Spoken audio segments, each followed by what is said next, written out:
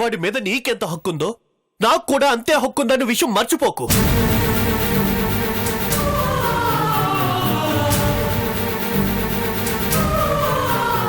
హక్కుందని నువ్వనుకుంటే సరిపోదు విజయ్.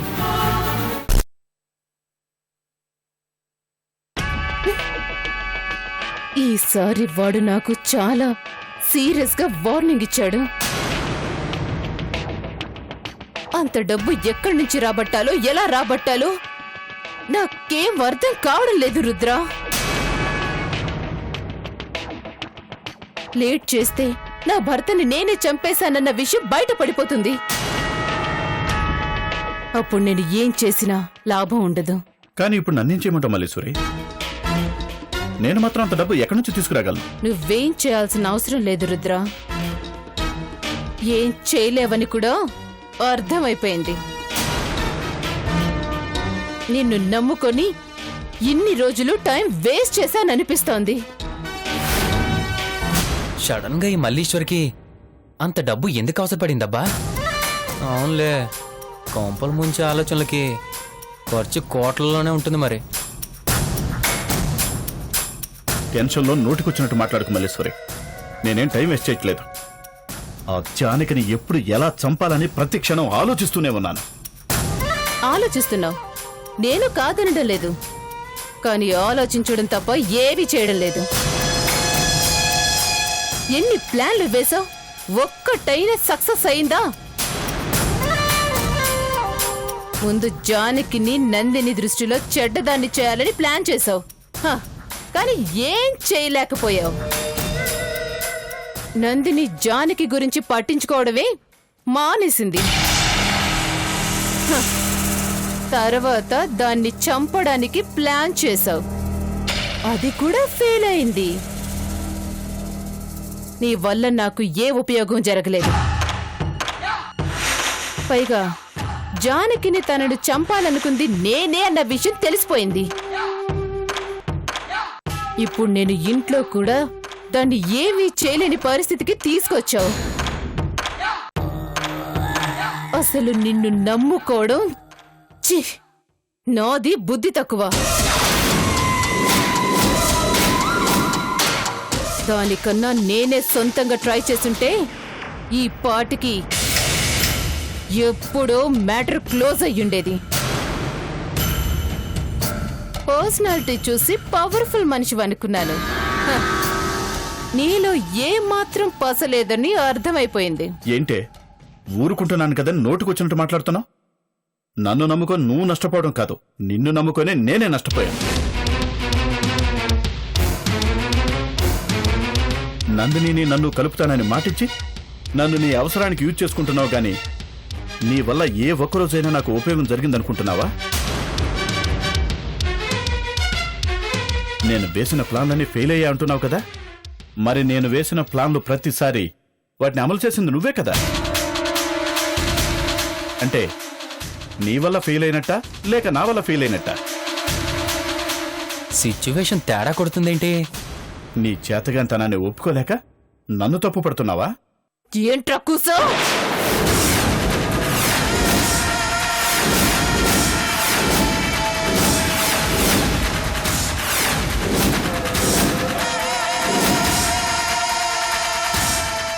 నా మీదకే చెయ్యెత్తుతావంటే మల్లీశ్వరి ఆగు. ఏంటి భయ్యా అది? ఏంటిది? కూల్ భయ్యా, కూల్. ఏంటి భయ్యా ఇది? సడన్ గా మీ ఇద్దరికి ఏమైంది? జాన్ జిగిరిల్లా కలిసి ఉండేవాళ్ళు, టామ్ అండ్ జెర్రీలా మారిపోయారేంటి? అసలు మీ ఇద్దరి మధ్య ఏం జరిగింది భయ్యా? అది నీకు అనవసరం. సర్లే, ఏం జరిగిందో నాకెందుకు గానీ మీ సీక్రెట్స్ నాకు చెప్పాల్సిన అవసరమే లేదు. కానీ నా మాట మాత్రం మీరు వినండి. ఏదైనా ప్రాబ్లమ్స్ వస్తే మీ ఇద్దరు కలిసి డిస్కస్ చేసుకుని సాల్వ్ చేసుకోవాలి గానీ ఇలా గొడవ పడితే మీ సమస్యలు తీరిపోతాయా? మీ ఇద్దరికి ఒకరు అవసరం ఇంకొకరికి ఉంది కాబట్టి ప్రాబ్లం ఎవరికొచ్చినా ఇద్దరు కలిసి క్లియర్ చేసుకోవాలి. అంతేగాని మీలో మీరు గొడవ పడి కొత్త ప్రాబ్లం క్రియేట్ చేసుకోకండి. ఆవేశపడితే కొత్త సమస్యలు పుట్టుకొస్తాయి, కానీ ఆలోచిస్తే ఉన్న సమస్యలకి పరిష్కారం దొరుకుతుంది. మీ ఇద్దరు కలిసి ప్లాన్ చేస్తేనే ఆ జానకిని ఏం చేయలేకపోయారు. మీ ఇద్దరు ఇప్పుడు పోట్లాడుకొని విడిపోతే ఒంటరిగా మీ పగ నెరవేర్చుకోవడం ఎంత కష్టమో ఒకసారి ఆలోచించండి. మీ పగ సాధించుకోవడం ముందు మిగతా ప్రాబ్లమ్స్ అన్ని చాలా చిన్నవి. పగ కోసం కలిసి ఉంటారో, ప్రాబ్లమ్స్ వచ్చాయని విడిపోతారో మీరే నిర్ణయించుకోండి.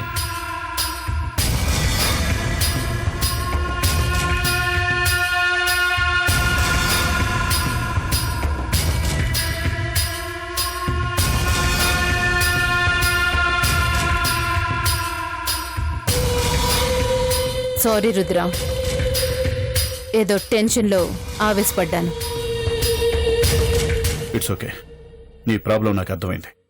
కానీ నేను కూడా చికాకులో ఉండటం వల్ల నీ మాటలు నాకు ఇంకా కోపం తెప్పించాయి. చికాకులో ఉన్నావా? ఎందుకు? స్పైడర్ మ్యాన్లో వచ్చి ఓలపాపం తప్పించింది ఎవరో తెలిసిపోయింది. ఎవరు రుద్ర? వాడు నీకు తెలియదులే, అసలు మనకు సంబంధించిన వాడే కాదు. మరి వాడెందుకు పూలబాబుని విడిపించినట్టు? మన కర్మకాలి వాడు ఆ పని చేశాడు. వాడెవడో తెలియగానే వాడు అంతు చూద్దామనుకున్నాను, కానీ వాడు చుట్టూ ఉన్న జనం అడ్డుకున్నారు. లేదంటే వాడు ఈ పాటికే నా చేతిలో చచ్చుండేవాడు. వాడు ఎక్కడుంటాడో తెలుసా? తెలుసు, రోడ్డు పక్కన గుడిసెల్లో ఉండే కూలీ వెధవ. గుడిసెల్లో బతికేవాడికి మన గుట్టెలా తెలుసుంటుంది? వాడికంత సీన్ లేదు మల్లేశ్వరి, ఏదో పొరపాటునొచ్చాడు. వాడు పిచ్చి సన్యాసి. వాడిని చూస్తే నీకే అర్థమవుతుంది. వాణ్ణి నాకొకసారి చూపించు రుద్ర. వాడి వల్లే నేను వంచుల దాకా వెళ్ళొచ్చాను.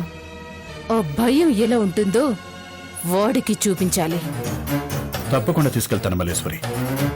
వీళ్ళది పిచ్చో వేర్రో అర్థం కావడం లేదు. చంపాల్సిన జానకిని వదిలేసి జానకిని కాపాడిన అనామకుడి మీద పగ సాధించాలని చూస్తున్నారు. జీవితంలో వీళ్ళు అనుకున్నది సాధించలేరు.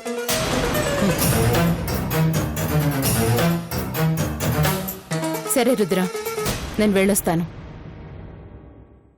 నా ప్రాబ్లం గురించి కూడా కొంచెం ఆలోచిస్తూ ఉండు. అలాగే. సరే.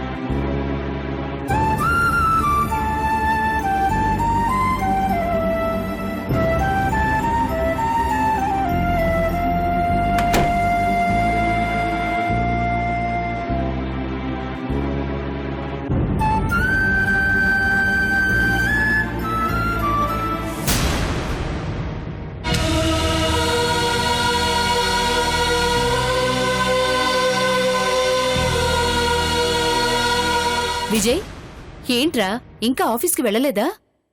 లేదమ్మా. ఏంట్రా అంత డల్గా ఉన్నావు? ఏం లేదమ్మా, నా మూడ్ సరిగ్గా లేదు. కాసేపు రెస్ట్ తీసుకుంటాను. అయ్యో విజయ్, ఏంట్రా ఒళ్ళు ఇంతలా కాలిపోతుందేంట్రా? సడన్ గా జ్వరం ఏంటి?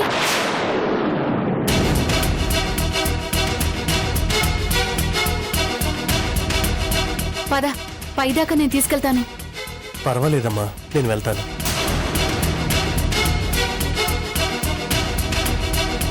అయ్యో, చాలా నీరసంగా ఉన్న విజయ్, నువ్వు ఒక్కడివి వెళ్ళలేవు పద. ఏం కాదమ్మా, నేను వెళ్తాను.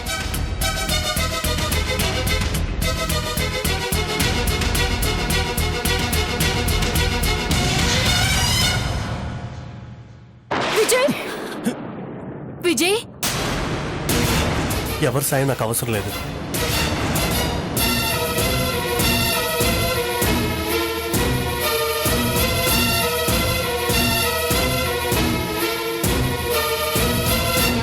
నందిని, నందిని, నందిని ఇంట్లో లేదురా.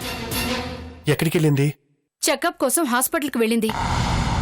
ఒక్కడివే వెళ్ళలేవంటే వినటం లేదు. పద, నేను తీసుకువెళ్తాను. జాగ్రత్త.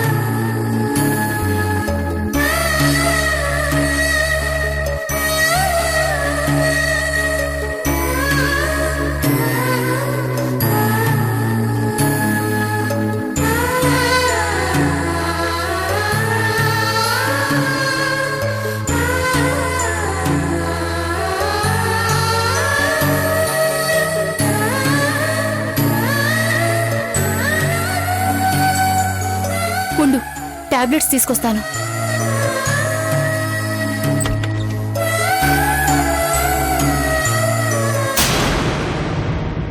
ఇవి టాబ్లెట్స్, ఎత్తుకోండి వాటర్.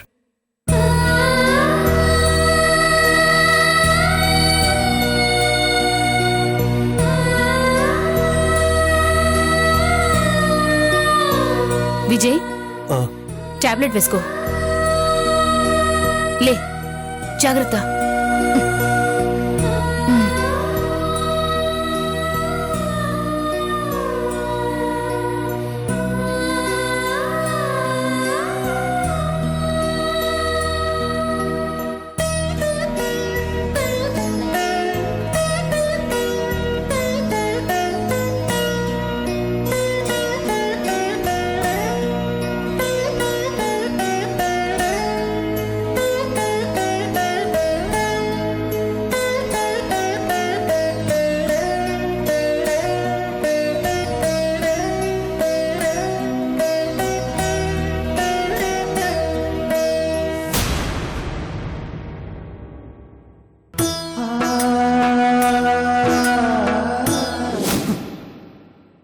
ఎవరి సాయం నాకు అవసరం లేదు.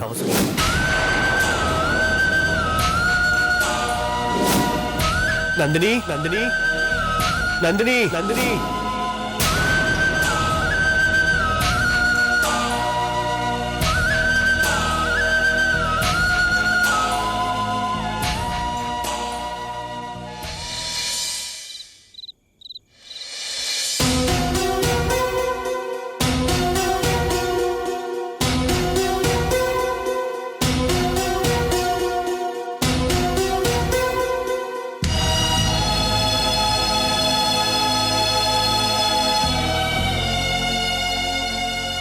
ఎప్పుడు ఏదో ఒకటి రాస్తూనే ఉంటావు. పొద్దుపోయింది లేరా, తిందాం. నాకు ఆకలిగా లేదు, నువ్వు తిను. నువ్వు తినకుండా నేను ఎప్పుడన్నా తిన్నానా? అయితే ఇది అయ్యే వరకు నువ్వు కూడా నాతో పాటు ఇక్కడే కూర్చో. తాత మనవాళ్ళు తినకుండా బాగానే కబుర్లు చెప్పుకుంటున్నారు. కిష్టమ్మా, వాడు రాసుకుంటున్నాడు. వాడినిప్పుడు మాట్లాడించుకో.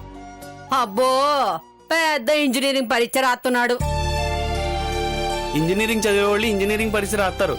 నేనేం చదువుకోలేదుగా, అందుకే కవితలు రాస్తున్నాను. ఏమిటో చదువు రాదంటూనే కవితలు రాస్తున్నాను అంటున్నాడు. ఏమిటో ఈ పిచ్చోడు. వాడంతే, వాడిని వదిలే కిష్టమ్మా. హ, సర్లే, నేనేమన్నాను?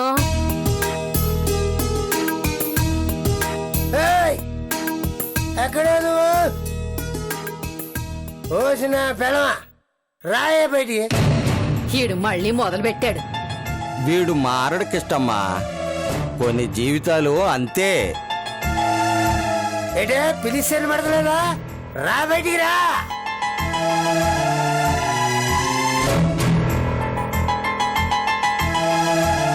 తాగొచ్చింది కాక రాత్రిపూట ఈ రభసేందయ్యా?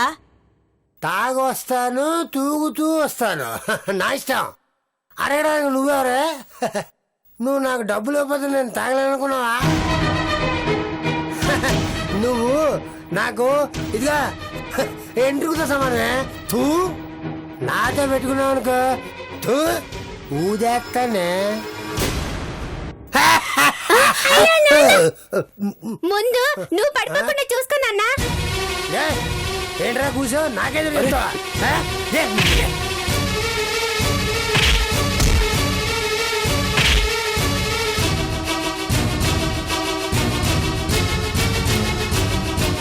ఆగరా దుర్మార్గుడా! పిల్లల మీద నీ ప్రతాపం చూపించేది మనిషివేనా నువ్వు? నా మీద చెప్తున్నావు కదా వాళ్ళకి.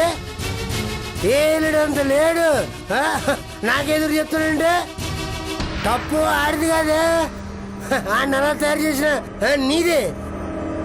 నేను ఇంట్లో లేనప్పుడు నా మీద అబద్ధాలు నూరు పోసి వాళ్ళ దృష్టిలో నన్ను పెద్ద యదవం చేసేవే.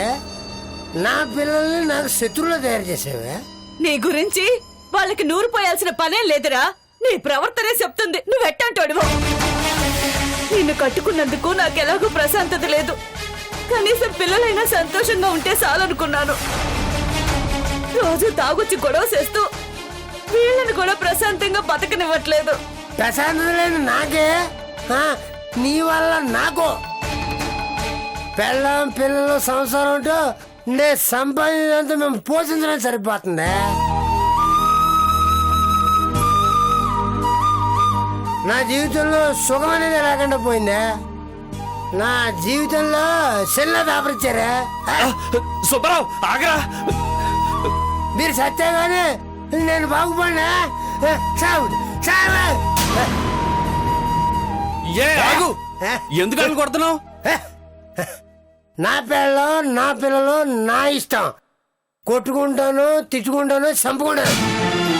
ఏంటి నీ పిల్లమా? నీ పిల్లలా? నిజంగా నీకు ఆ ఆలోచనే ఉంటే వాళ్ళని ప్రాణంగా చూసుకోవాలి గాని ఇలా ప్రాణం పోయేలా హింసించకూడదు.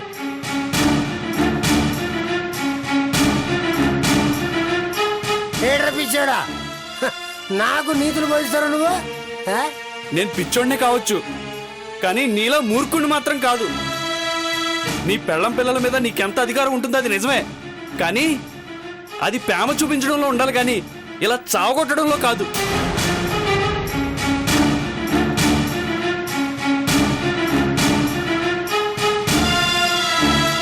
పెళ్ళాన్ని ప్రేమగా చూసుకోక ఎందుకురా ఇలా పని మనిషిలో చూస్తున్నావు?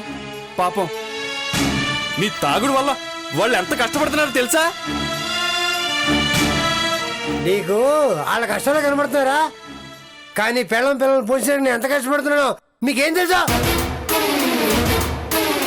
పొద్దున్న లేచినప్పటి నుంచి చీకటి పడే వరకు రెక్కలు ముక్కలు చేసుకుని కష్టపడితే గాని 2 పూట్ల కడుపు నిండా తినలేవు. పొద్దున్న నుంచి పడిన కష్టం అంతా రాత్రి పూట కొంచెం మందేసి పడుకుని నిద్రపోదామంట. ఇదిగో ఇంటికి రాగానే ఇలా శాపనార్థాలు జీవితం మీద వ్యక్తిలో ప్రవర్తిస్తున్నారు. కష్టాలు మర్చిపోవాలంటే తాగుడు ఒకటే మార్గం కాదు. ఒక్కరోజు తాగకుండా ఇంటికొచ్చి చూడు, జీవితం ఎంత అందంగా ఉంటుందో నీకే తెలుస్తుంది. నువ్వు తాగుడు ఖర్చు పెట్టి డబ్బుల్లో సగం ఖర్చు పెట్టి నీ పిల్లలకి ఏదైనా తింటానికి కొడుకురా. అప్పుడు వాళ్ళ మొహంలో కనబడే ఆనందం చూసి నువ్వు ఎలా తాగుతావో నేను చూస్తాను. వాడు పిచ్చోడైనా పనికొచ్చే మాట అన్నాడు. పిల్లలు మా నాన్న ఇంటికెప్పుడొస్తాడని ఆశగా ఎదురు చూడాలి గాని, అమ్మో మా నాన్న ఇంటికొస్తే మమ్మల్ని కొట్టి చంపుతాడని భయం ఉండకూడదు. ఒరే, నిన్ను తప్పు పడదామని కాదురా. జీవితంలో దాదాపు ప్రతి మగాడు తప్పు చేసేది ఈ వయసులోనేరా.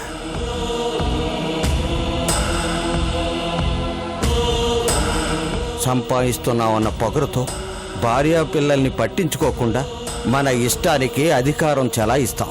భార్యా బిడ్డలతో ఆనందంగా గడపాల్సిన సమయాన్ని మనం తాగడానికి వృధా చేస్తాం. అది మనకు సంతోషం అనిపిస్తుంది. అది తాత్కాలిక సంతోషమేరా. జీవితంలో మనకు మిగిలిపోయే శాశ్వతమైన సంతోషాన్ని మనం దూరం చేసుకుంటున్నాంరా.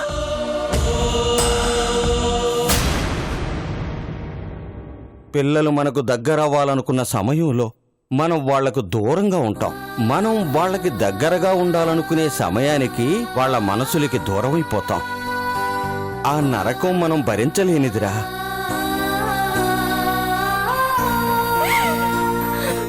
నీ పెళ్ళం చూడరా ఎలా ఏడుస్తుందో.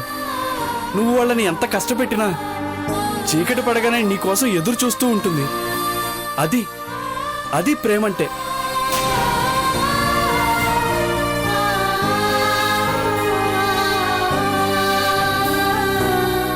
వీళ్ళు లేకపోతే నువ్వు సంతోషంగా ఉంటానంటున్నావుగా.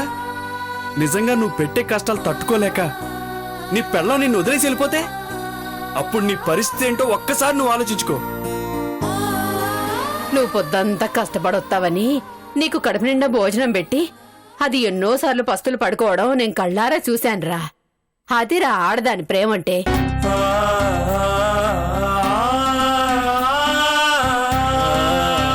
నీ పెళ్ళమే లేకపోతే నీ పనులన్నీ ఎవరు చేసి పెడతారు? నీకు వేళకి తిండి ఎవరు పెడతారు? నేనంటే పిచ్చోండి కాబట్టి ఈ ముసలోడు నన్ను పెంచుతున్నాడు. నువ్వెవరిని పెంచుతున్నావురా? పెళ్ళాన్ని ప్రేమించడం అంటే ఏంటో ఈ ముసలోని చూసి నేర్చుకో. తను చచ్చిపోయి ఏళ్ళవుతున్నా సరే ఆవిడ్ని తలుచుకొని బాధపడిన రోజులేదు తెలుసా?